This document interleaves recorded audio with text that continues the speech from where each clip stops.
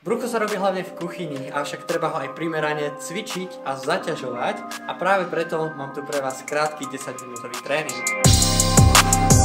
Prvý cvik je ruský twist. Vypadá nasledovne.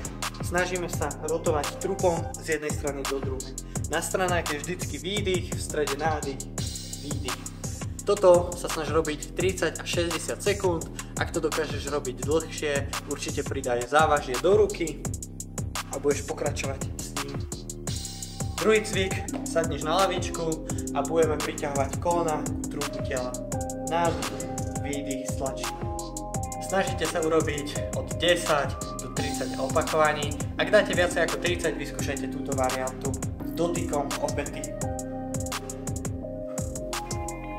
Tretí cvik, krížové dotyky za členkom.